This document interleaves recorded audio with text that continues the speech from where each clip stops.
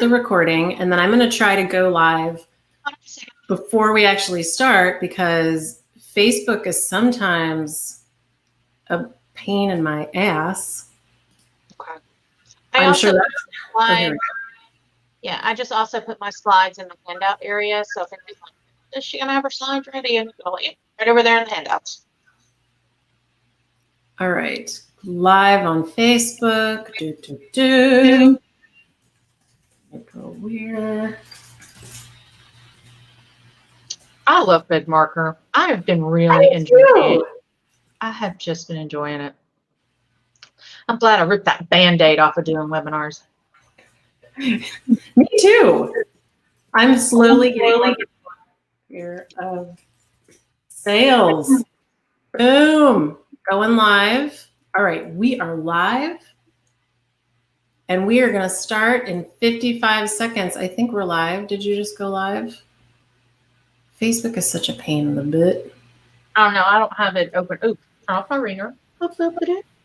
Beep, beep, beep, beep, beep, boop, boop, bop, bop, bop, bop, bop, bop. Let's see what it says.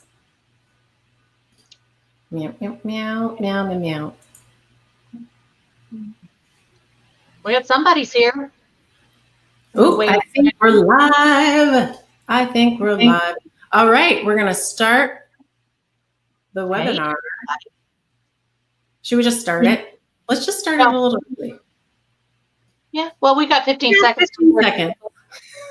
Can come in and talk. Like really impatient. Going live in 8, 3, 2, 1. Broadcasting live. Hello, everybody. If you are in here in the actual webinar, please type a hello so that we know you're here and that you can see us and hear us and that you're paying attention to the words coming out of our mouths. Today, I have the lovely, wonderful April Weir. She's been here before.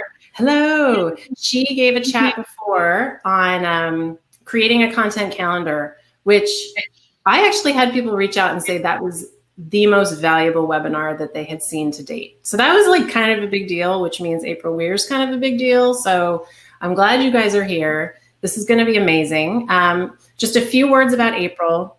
She is known for helping businesses and individuals become the best versions of themselves. And this can happen in the way of a new or better website, or even coaching to get to that breakthrough and kind of manage those self-imposed limitations that you might have. She specializes in helping high performers reach their goals online. She is very heavily involved in the Atlanta WordPress community and is a co-organizer of the Woodstock WordPress meetup and is a former organizer of WordCamp Atlanta. I also want to say she owns Sugar 5 Design, which is a marketing agency. She is a dear friend of mine. Did I mention that we're friends? Because we're totally friends. She's been hosting a series of summits since the beginning of the pandemic. And the third installment happens tomorrow at 9 a.m., people. Conversion Control Summit tomorrow, which is all about making mindset shifts around sales, refining your process, and learning various techniques around all of that stuff in a community setting, which is awesome. It's free, but seats are limited, and I'm going to put a link to that registration in the chat as well. So without further ado, thank you very much, April, for being here.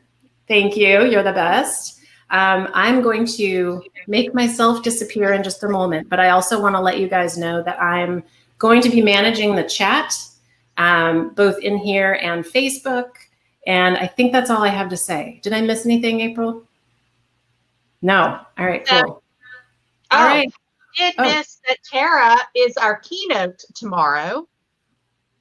So we're very excited about that. And I'm very honored that she is gracing us with her knowledge and expertise. So thank you for that.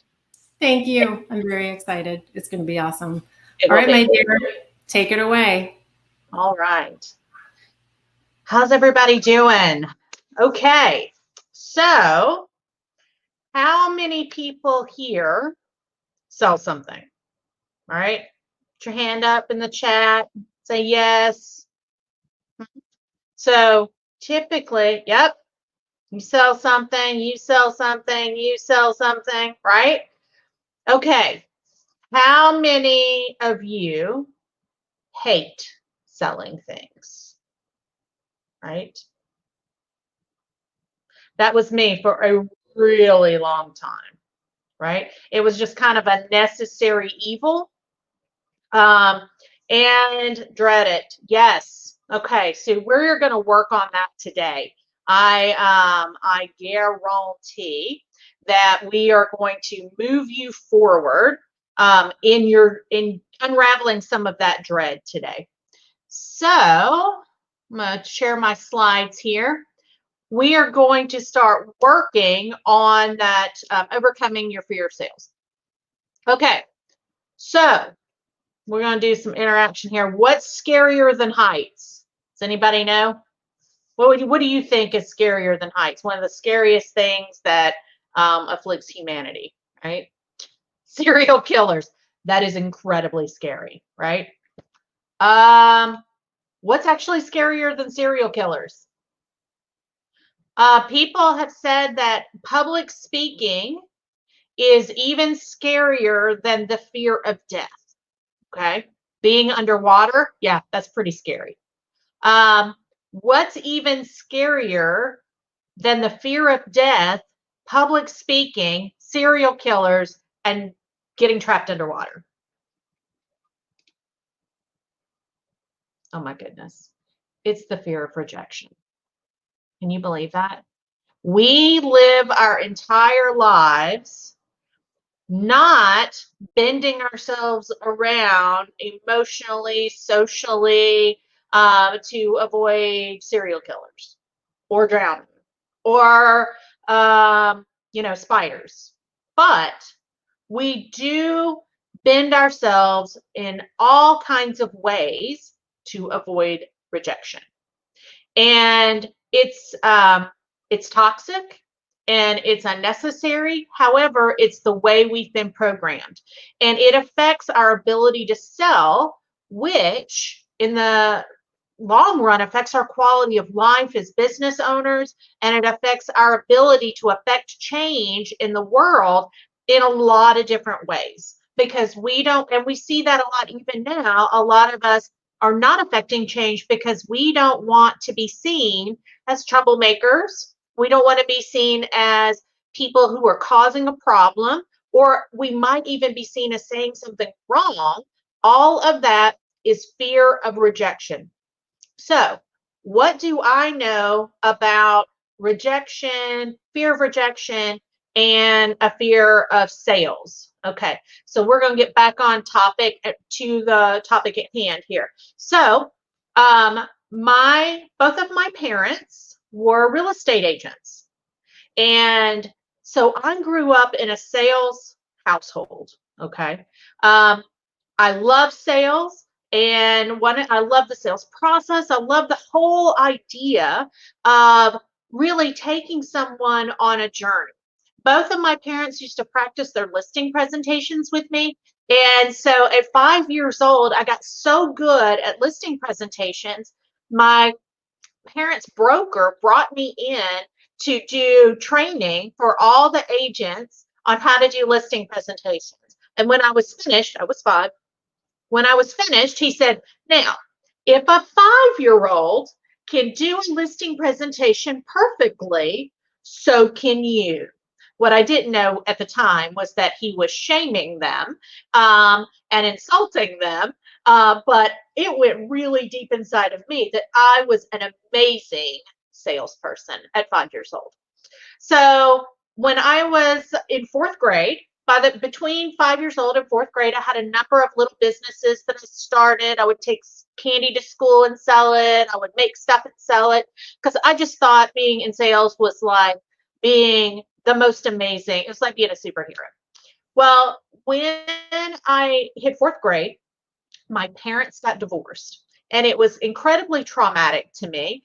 And I became like the diplomat, and I became like the people pleaser to try to smooth over family tension.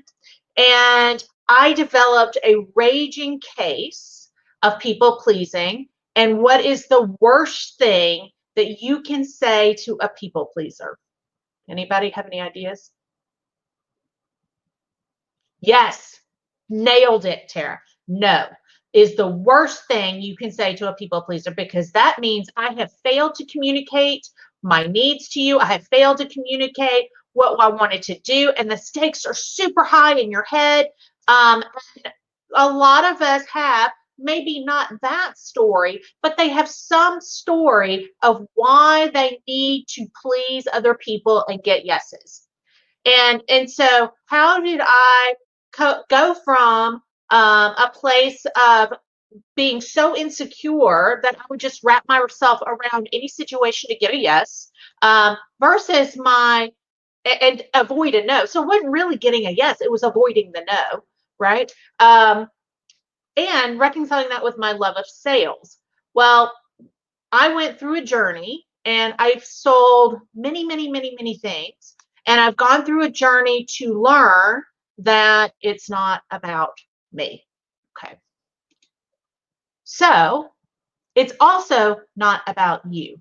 So let's look at the numbers, because we make this super, super personal and make it all about us and our need to avoid that no, when really it's not really about us at all. 80% of consumers say no the first 4 times a salesperson talks to them. Now, that's not the first 4 times a bad, crappy salesperson talks to them. That's average, right? That means like even the best salespeople are getting no's. And in fact, getting no's is the sign that you are pricing appropriately. If everybody is saying yes all the time, then that means your prices are too low. So we need to develop some resistance to the word no. And to do that, we need to understand it's a numbers game and it's not about us and it's not personal. It takes 5 calls to get a yes. So we're not even talking about the first 4 times that just get somebody to talk to us. You need to talk to them on an average of 5 times to get a yes. Okay, that's 4 no's you got to get through. Or if you're not pre-selling, that's at least 4 prepping conversations where you're not getting that emotional satisfaction of the yes that's going to validate our existence and make us a real person in the eyes of the people we're selling to. Now, if we say that out loud, that sounds freaking ridiculous, right? But that is the stuff that goes through our heads subconsciously, is that we need the other person to validate that it's okay for us to be selling. We need to get rid of that and understand it's not about us. 72% of all calls end in rejection. Think about that. Like all calls, all sales calls end in rejection. And that's average. That's not because you're bad or because you're not worthy. That's all of them. That's statistics, right? Statistics aren't personal.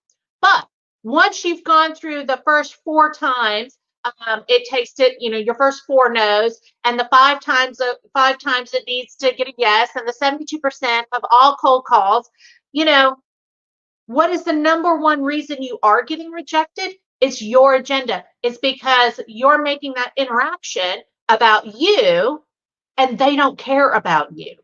And that's the cold, hard truth. And that's really, really hard for people pleasers to, to accept, because that's our whole thing, is we want people to care about us, right? And if you're not a people pleaser, maybe you've got some other dynamic happening, but the real thing is it's not about our agenda, it's about helping them. So, how do you achieve inner sales and environment? You have to realize it's all in your head. All of this stuff are not, sales is difficult. Sales is not difficult. Accepting rejection is difficult. Keeping it impersonal is difficult. Sales is actually really, really easy when you frame it appropriately, right? So a lot of times we are playing psychic, okay? So have you ever played psychic in your business? Anybody know what I'm talking about? I don't want to bother them. I don't want to bother them. It's 9:30 and they probably just got to work. I don't want to bother them. It's 10:30. They're probably right in the middle of getting their work done so they can go to lunch. It's 1:00. I don't want to call because they probably just got back from lunch. It's 4:00. They're probably getting ready to go. Like, this is not about them at all. This is about us projecting our insecurities onto them and giving ourselves an excuse not to take positive action. Okay. So remember, you are not psychic. I mean, I was for 2 days. Y'all don't know this, but I was a telephone psychic. But that's another story. So follow me later. We'll talk about that. You were probably not psychic, right? So let's stop trying to pretend that we are.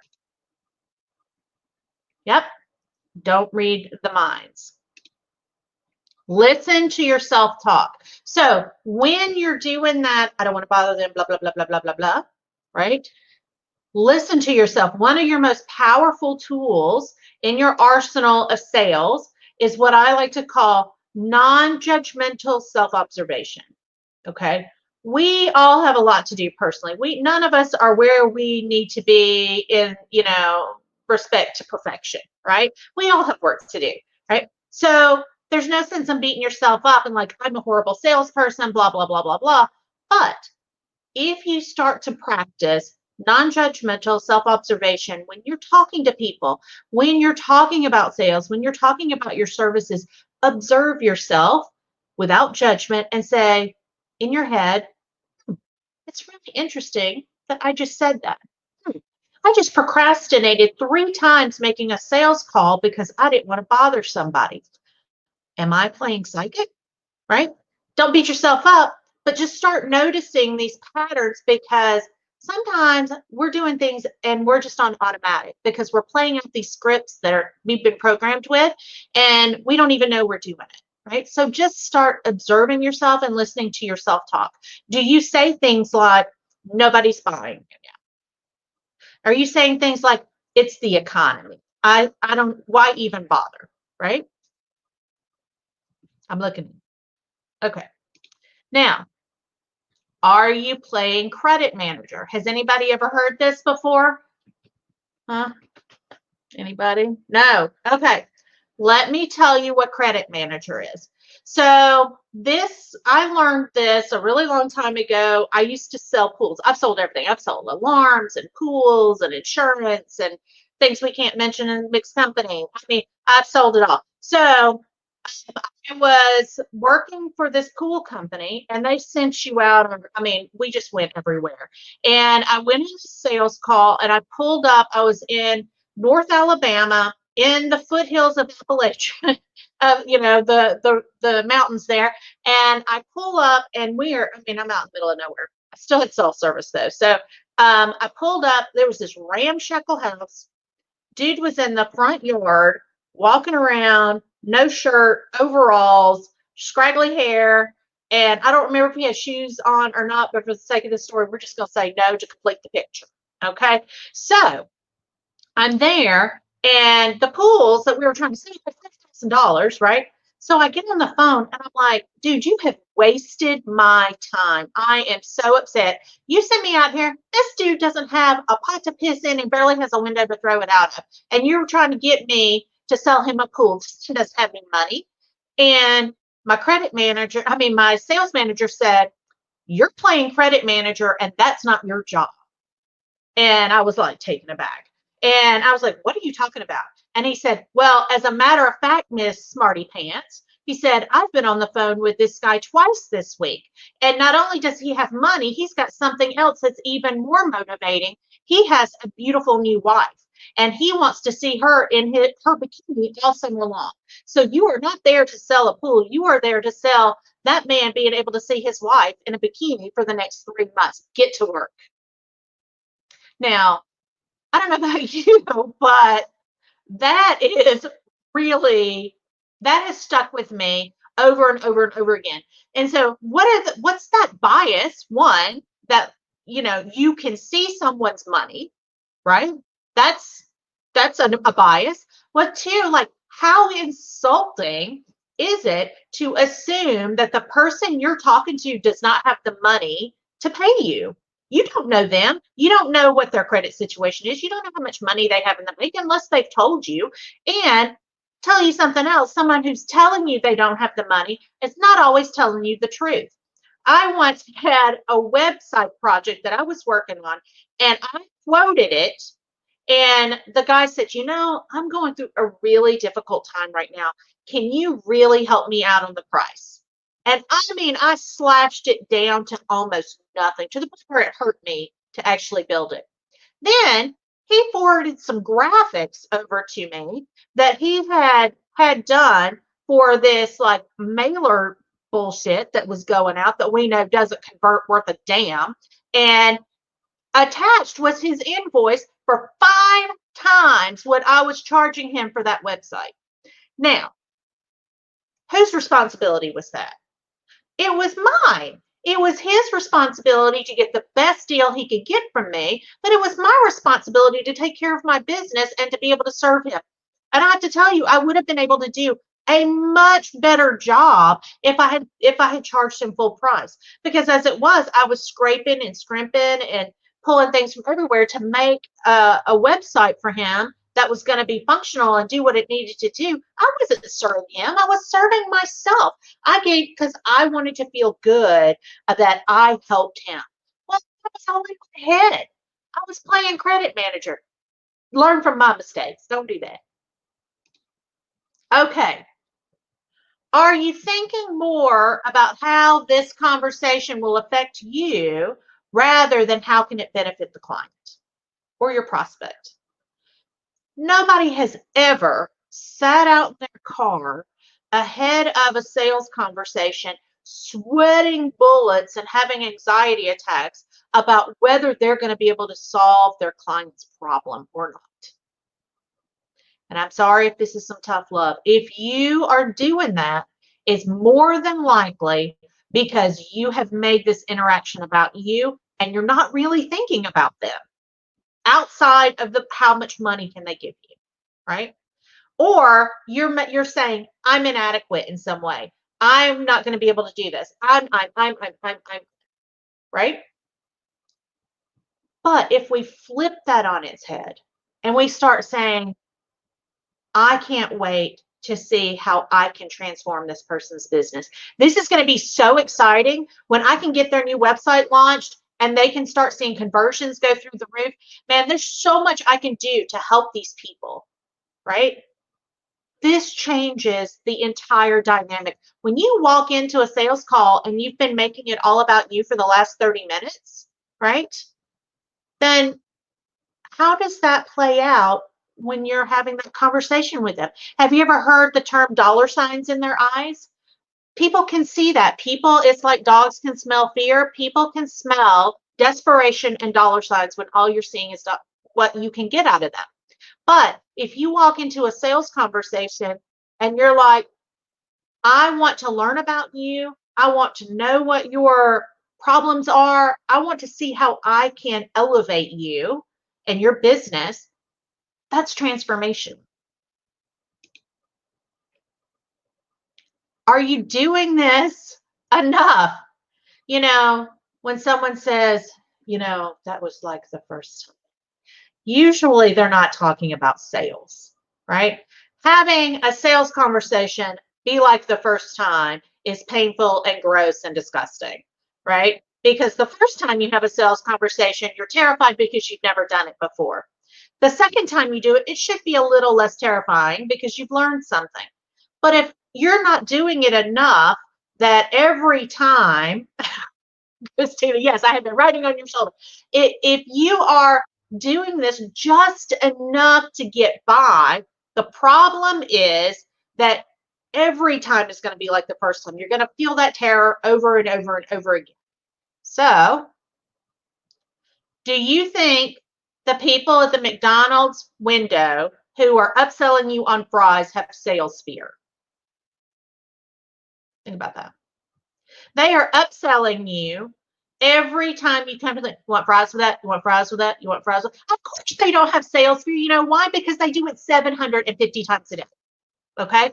Repetition is the king of sales comfort. And just like with public speaking, the more sales conversations you have, the easier it gets. Okay. So we want to keep going and we want to collect those. And we want to get much more comfortable with having those. And you want some good news? All right. Anybody like McDonald's fries? Y'all, I'm ashamed to be putting this hand up. You can't even see it. It's the wrong hand. I love McDonald's fries and I am forbidden from eating them. But you know it tastes better than McDonald's fries? The real truth is your job is not to sell. It's not. What is my job then, April? Your job is to solve problems. Hopefully, you are not solving the kind of problems this dude is solving, right? He's got, that's next level.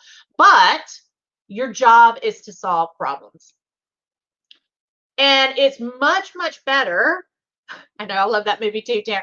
It's much easier to solve problems if you know who you're targeting, right? So, like the slide says, it's not everybody in the universe. How are you going to be an expert and fix people's problems if you have to fix them for everybody, right? So we want to get really clear about who we're solving problems for so we can become the expert in what is going on with them, right? We want to know what their pain points are and how to solve them. They need a trusted guide, and that can be you, right? All right. So we're going to go through some quick tips on how to trick yourself into higher sales. Sometimes I have to trick myself, y'all. I'm not going to lie. So here's what some of the things you want to do. Ask what's going on in your business. Just jump right into it. You don't have to talk about the weather for 30 minutes, all right? People know you're there for business. Right into it. Hey, I'm April. It's so great to meet you. I'm so glad you took time for us. Let's just jump right into this. Tell me what's going on with your business. Right? That's not a hard question. And people will really just start. You might have to pull a little bit, but once you get them talking, they will tell you everything you need to know. Ask them about their greatest pain point. So I had a sales call with this gentleman, and I was the 6th web agency that he had talked to about a website. And I walked in there, and he was referral. Normally, I would not be in that situation, but he was referral, so I went and talked to him. And I said, how are you doing? Tell me what's going on with your business. And he just unleashed on me.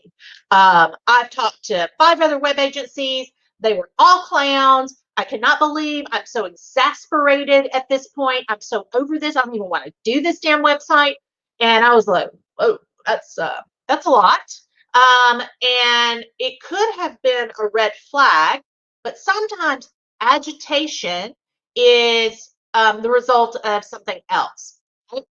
So I asked him, I said, hey, you've been through 5 web agencies already. Clearly you didn't find a winner. What was the common denominator that turned you off of all these people, right? And he said, they didn't have any hustle and they didn't know how to communicate. They were jerking me around. They weren't answering emails, blah, blah, blah, blah, blah, blah, blah. Okay. All right. So I said, have you ever done business with anybody you did like? Because this dude was cranky and that was a little questionable, right? So he's like, of course I have. And I said, okay. So what was the common denominator of all the people that you like doing business with? And he said, they hustled and they knew how to communicate. So what do you think I talked about for the next 20 minutes? Hustle and communication, because this guy was not buying a website. Just like that dude was not buying a pool, he was seeing his wife in a bikini. This guy was not buying a website. He was buying hustle and communication, and that's what I sold him. Okay. So sometimes that agitation is an opening. Now, once you have found what their pain point is, what they're really buying, now you get to talk. Okay. and you be ready with a solution to their problem, the one they just talked to you about, and then you craft your story around their pain. So as you can see, if I had gone in talking about, well, SugarBot Design is the best. We have leading edge web design and cutting edge techniques and innovation and blah, blah, blah, blah, blah. He would have like glazed over and stopped talking to me, right? So we need to make it about them. Now, we're continuing to trick ourselves into sales. Well, let's talk about some classic sales techniques, all right? So one of the reasons a lot of us suck at sales is because we hate salespeople. Have you ever had a horrible interaction with a salesperson who was just trying to get what you got, right? Yeah. And we don't want to be like that. We don't want to be seen like that. We don't want to be, because heaven forbid we get rejected based on our personality, because we don't want to be seen as those people. Okay. So what we're going to do is take some of these classic, techniques. And as you see with a used car salesman, that's like the pinnacle of this sleazy, greasy, cheesy salesperson. And we're going to update these for the digital age. Okay. So going out of business. Who has ever seen a going out of business sign? I don't know about y'all, but where my hometown, there was a furniture store who was going out of business every 3 months. I don't know if it was just their quarterly thing. They'd have one of those dirty inflatable guys going like this with their going out of business sign. He's the same damn guy without even washing him. So we don't want to be like that guy, right? Okay, so what is our updated version of this? Because what is this really? It's creating urgency. So how can we do that in our, in our business? One of the ways I do that is with my booking calendar. So if I'm talking to a prospect and they're like a little dodgy and I know if they get off the phone, they're not really going to follow through, but I can really help them. One of the things I say is, I'd really like to continue this conversation, but I'm booking up quickly. I can only take one more project and I really love it to be yours, right? Don't let them just go off into infinity, that they will have all the time in the world to reach you, right? Like create a little urgency. All right. What else we have? Foot in the door. Now, has anybody, I don't know, maybe showing my age here, but when you were a kid, did you ever have a salesperson come to the door, and when your mom opened the door, stick his foot in the door so your mom couldn't close the door? That used to be, yeah, you just know, right? Foot in the door. Now, how do we update this for the digital age? How about a tripwire product? Okay.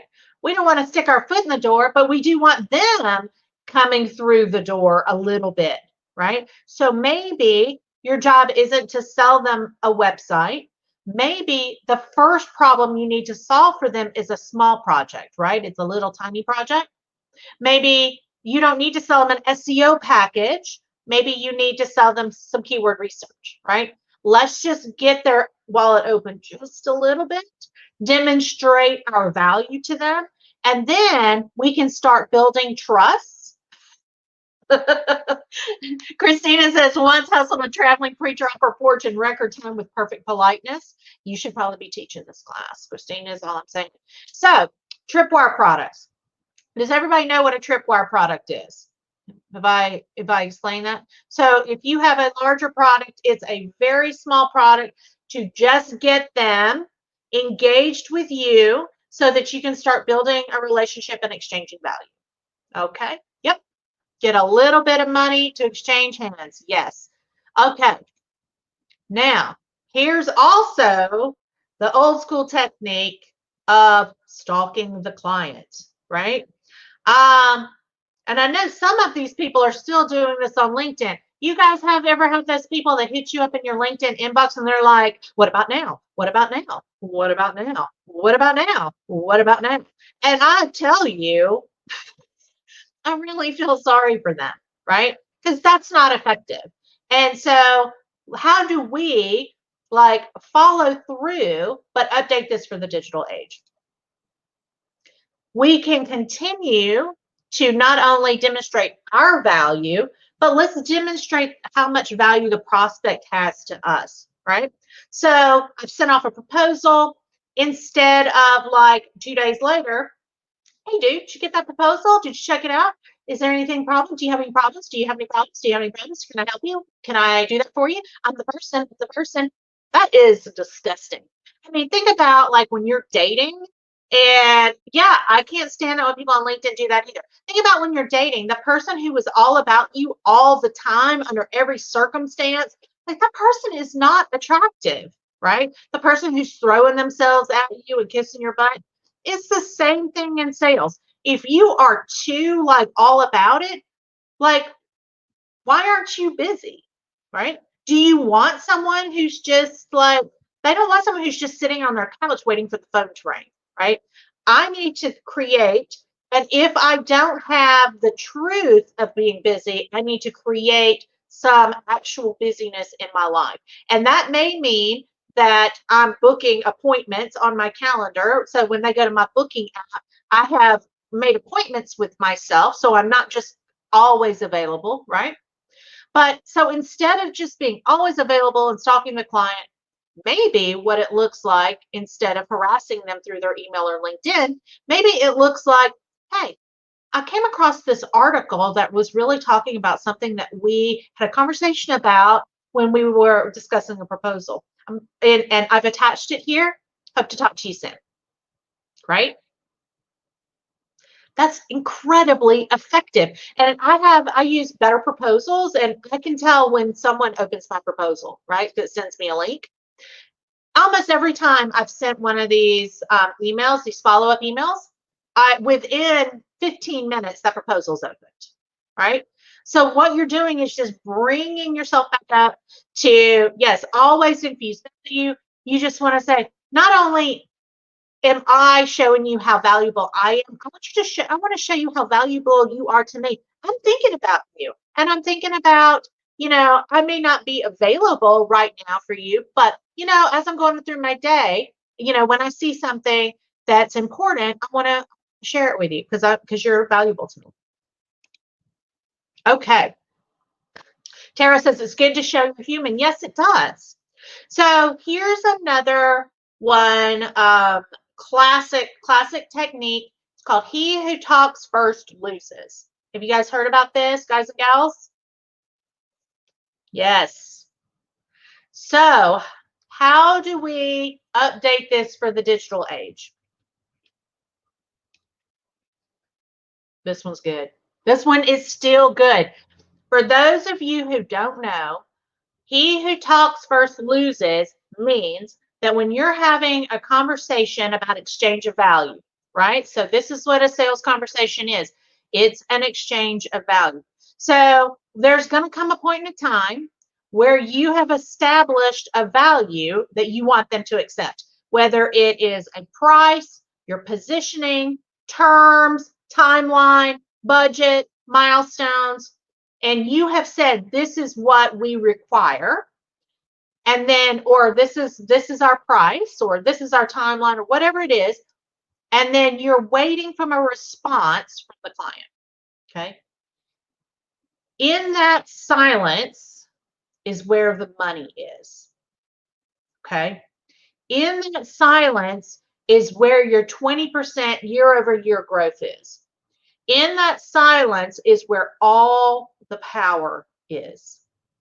And if you can say, if they say, well, how much is that website? And you say, well, that would be $13,000.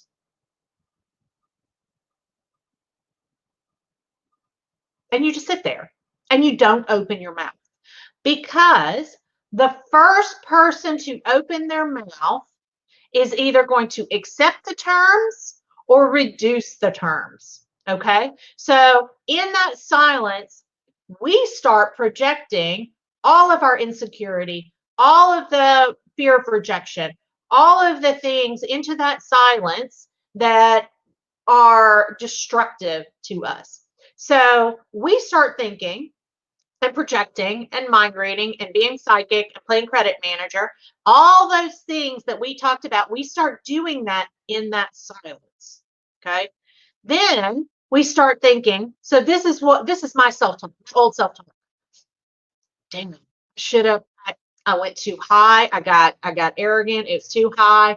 He can't afford it. He is thinking that I am a crazy person. He's trying to figure out where's the closest exit. And then I would say something like, oh, we're running a special right now. And instead of 1,300 or 13,000 or, whatever the price is, I could do it for 12. We're running a special right now. Okay. We didn't let them off the hook. We let ourselves off the hook because there was nothing that we are projecting onto them that is probably true. Probably what's happening on the other side of that silence is they're thinking, wow, that's a really great deal. I thought it was going to be so much more than that. I wonder if I need to ask my wife if I could do this or if I could just go ahead and sign it. Think she'll be pissed at me? Would it be worth it if she were? Probably so. And then we interrupt that with our insecurities.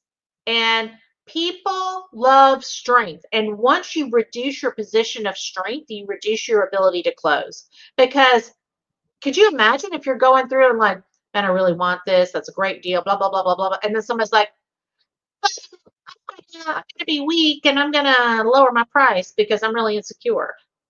Whoa, that changes my inner dynamic as a prospect. And I'm like, oh, and now you've thrown me completely off. I was almost to the closing point. So not to beat a dead horse, but I'm going to tell you, if you take one thing away from this, is if you could learn to sit in silence for 5 minutes, I would probably guess you could add 20% to your bottom line next year. If this is not something you're already doing, I'm saying it is so powerful. It is so incredibly powerful that you can probably get more sales closed and radically transform your business by learning to sit in silence with your own insecurity and keep your mouth shut. I believe this, and I know that's a strong assertion, but I'm telling you, I believe this from the bottom of my heart. And you know what? It's really, really uncomfortable. You might have to practice with other people. You might have to play the quiet game with your kids, right? You might have to get a friend who's also struggling with sales and just practice. Okay?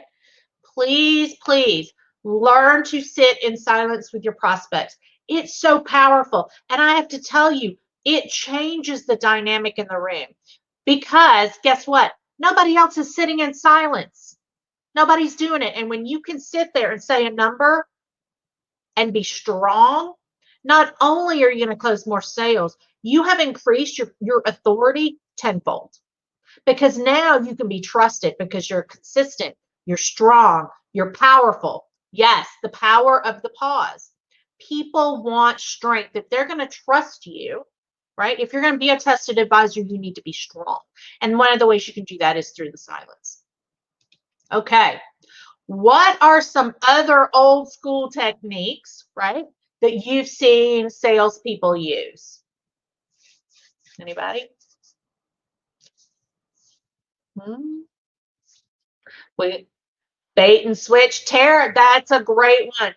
Have you ever seen an advertisement and you go in that have that thing in stock, but strangely they have this other thing that's super expensive, right? That'd be like offering a tripwire product that didn't actually exist, but once you got them on the phone, right? Build a relationship. That one is still really, really good. All selling is building a relationship so you can help somebody, right? Sell the job low, add fees for unexpected expenses and services later. Yeah. What does that do? That destroys your credibility, right? This business, my business, right? And I'm sure your business too, referrals are the gold, right? We all want referrals. 85% of my business runs on referrals, okay? You might get the sale, but you're not going to get the referral, right?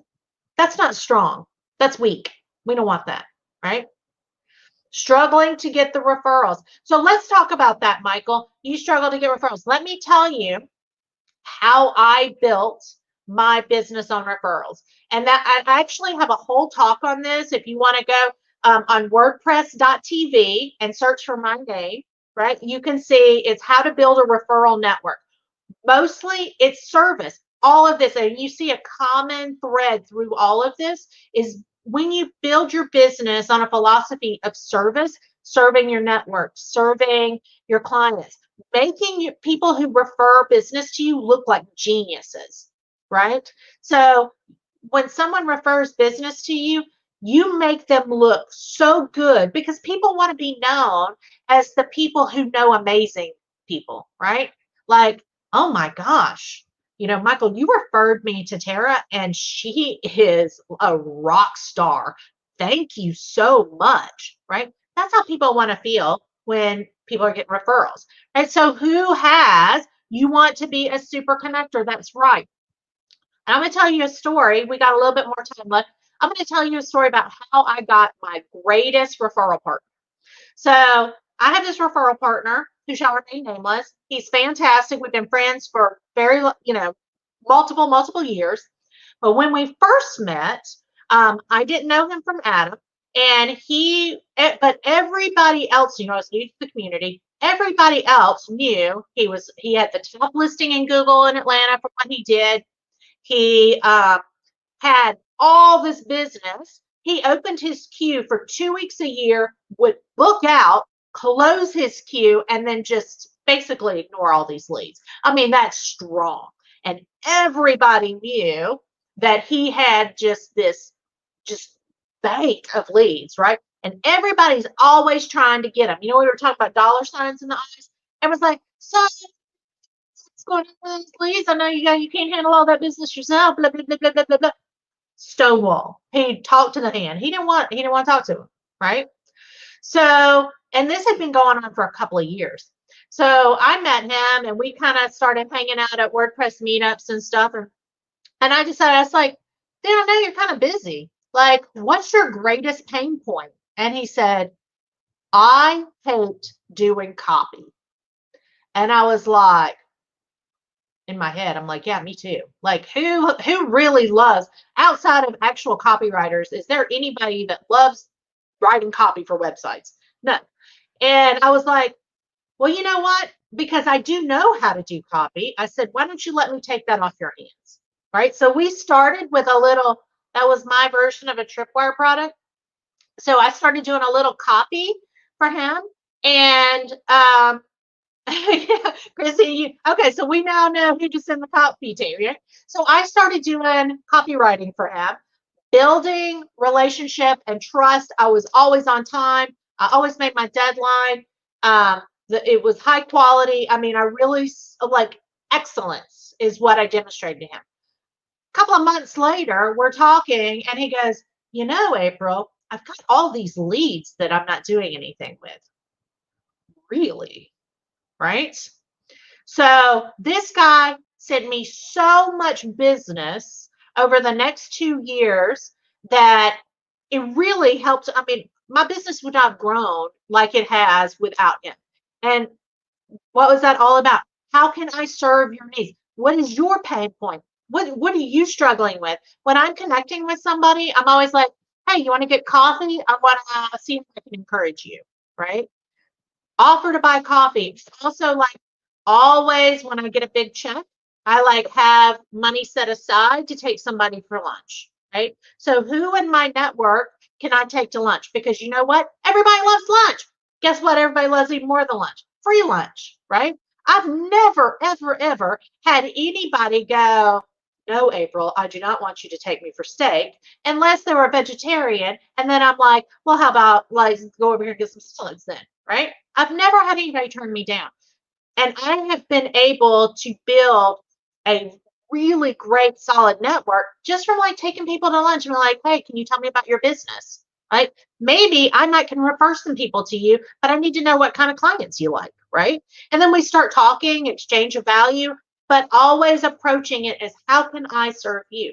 And I'll tell you, I went from brand new in business to, and y'all don't know my story, but I moved to Atlanta about 7 years ago, and I had left a difficult marriage, special needs child, no money, no car, no job. I went from that to having a robust agency that I built that agency in 2 years based on serving my community and asking them how could I help them, right? It's explosive. And I swear, hand to God, if you will go into your network with a service attitude, your referrals will explode. All right. Eating gets in the way front. You got to sell some stuff, right? You've got to sell stuff. And all this bullshit you got in your head, and I'm sorry to be harsh, all this stuff in your head that's telling you why you can't do it, it's all a fiction. It's a fiction. So get out there, get some sales, or go out there and get some no's and just listen and observe what's going on. Because if you can just collect a bunch of no's and figure out what's going on, that's going to be more valuable long term than even making a sale. So I apologize. I'm a preacher's kid. I tend to testify, hand to God.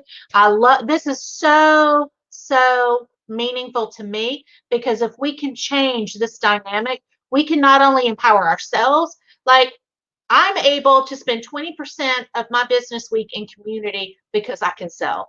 I'm able to homeschool my child because I can sell. I'm able to lift other people up because I can sell. And because it's not about us, it's about the impact that we can make on the world. So let's get to here. Questions.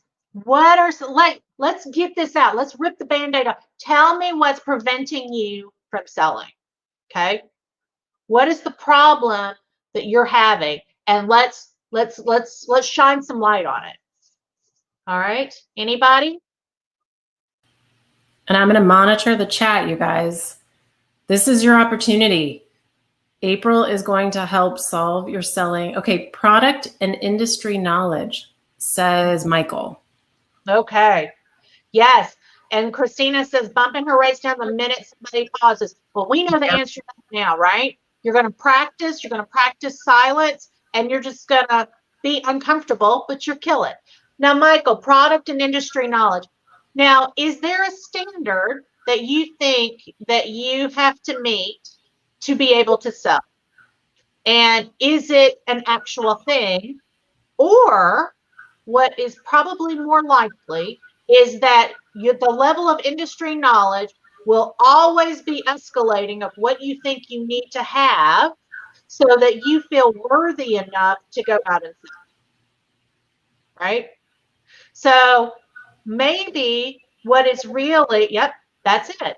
That has nothing to do with your product and industry knowledge. Okay. Now, there are sometimes you're hitting a wall and you're like, I need to skill up. Right? I need to learn X, Y, and Z, and then I will be able to come back and really kill this. A lot of times you're like, I'm learning that, and this skill acquisition becomes a procrastination method that keeps us from growing because growing is painful, right? And so we don't want to go and have to go to that sales conversation tell us that we need more skills, right? I'm going to tell you, I've never had anybody ask me about my college degree. Okay. I run an agency and I have some learning disabilities. And so I have a GED and I have some college classes. I don't have any degrees. And that might be shocking to you, but for the longest time, I'm like, well, I need to figure out how to get through college because I can't start a business because nobody's going to take me seriously, blah, blah, blah, blah, blah, blah, blah. But you know what I've done? People who have advanced degrees, I've tripled their revenue, right? Never once did they ask me about my degree. Never once did they ask me, do you have a degree in web design and marketing? You know? And I let that stop me for a really, really long time. So if it's a legitimate thing, get a defined package, and be the expert on that one thing that you sell, and then go sell the shit. Okay. But don't let it be the thing that's stopping you, because it's a moving target and it's just a thing that you're not ever going to reach. All right. You're welcome. And I'd like to add something to that, April, if I could. I think that there's also nothing wrong with saying, you know what, I'm going to get back to you on that. We can't possibly know all the things, right? And I think, speaking to April's point about being really well connected, there's a number of us that through our networks, we can solve any problem that we come across, right? So I think defining that bigger picture problem is infinitely more valuable than being able to talk to the specifics, I mean, products, yes, to a certain degree, and industry knowledge, of course, but the nitty gritty and those granular details, most of the time the clients don't give a shit anyway, right? No. They don't want to know about the tech side. They don't want to know about those specifics. They want to know, can you get me from point A to point B? They don't care how you get there, right? Yeah. Yeah. They want to see the result. And I've said a lot of times, I may not be the person who can fix your problem, but I guarantee I know the person who can. Yep. This is all about staying in community and staying connected, and also seeing how other people are doing it, and seeing, like, I remember the first time I saw a $17,000 website and I was like, oh, well, shit, I could do that. Yeah, totally. You know, because you need to see what other people are doing and see how they're running their business. Right? Okay. So Christina says maybe they ask a question, say, that's a great question. Let me consult with my product expert and get you the correct info. That's right. Mm-hmm. You're the rainmaker. You're not the doer all the time, right? You're just solving the problem. The nuts and bolts of those things, we can circle back around and scope that up for you, but what your problem is, we can solve it. And if you can't solve it, don't take the sale. Yeah. But don't put it off because you're just got some stuff in your head, Totally. All right. Anybody else? Anyone wow, else? I was afraid I was gonna run through this too fast, and Oh, okay. Shauna, actually, she has something. She says, I'm selling Hi, Shauna, by the way. I'm selling services for personal healing and transformation, and don't always know what to talk about in terms of results. Did I phrase that correctly, Shauna? I'm selling healing transformation. So I think probably a lack of discovery with your target audience. Okay. So one, you need to know, like, in aggregate, big picture, what are the things, what are the pain points they're dealing with, right? So that you can target that in your copy. But on an individual level, like if I'm talking to, let's say, my naturopath, so I'm going to talk to her about what's happening in my life and what, my symptoms are or whatever. And she's going to go right for the jugular. And she's like, well, what do you need to change in your life? Right? What would move you forward? And then we just kind of, conflict, self-doubt, fear, worry, and happiness. Results for personal healing transformation don't show on the surface. Okay, so if you're talking about personally healing and transforming, you're selling a vision, right? So where does that person need to be, and what's the pain and the obstacle preventing them from being there, right? So you're selling them the vision, but the steps to get to the vision is going to be removing those obstacles, right?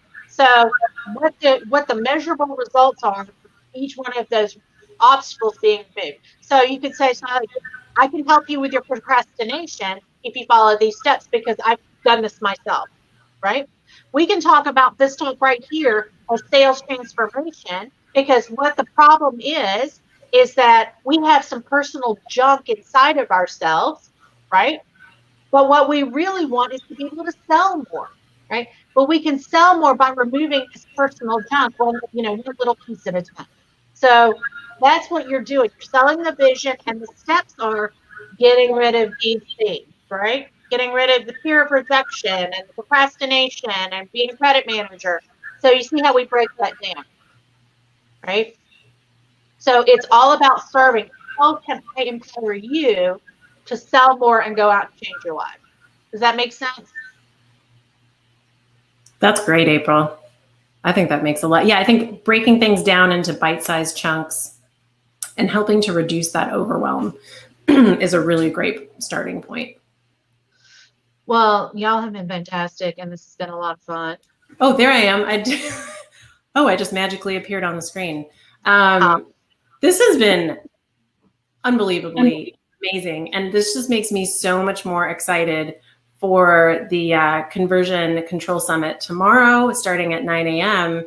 There's so many things in here that I've been also working on myself within my business, and I'm touching on a few of these things tomorrow, but going in a slightly different direction. So I'm really excited, and it was so fun to have you on here today and to have a chance to see you speak, because you're one of my heroes, and then you're hosting this thing tomorrow, and it's just all coming together in one beautiful, cohesive circle. Yes, and we get to do this today on Tara's birthday. I don't know if y'all know that. Oh, man. Thanks, April here. So, yes, tomorrow we have a full day, 8 speakers, one full day, 0 excuses.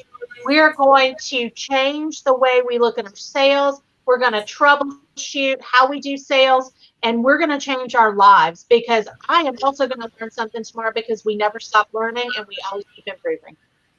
Hell to the yes, 100 times over. I'm super, super pumped. And thank you, April, for making all the magic happen. You're a fearless leader, and I'm so pumped and thankful and grateful that you're pulling all of us together, because holy shit, I can't imagine doing it. It's crazy. It's going to be great. Yeah. All right. Well, have a lovely rest of your day, everyone. Happy weekend to you.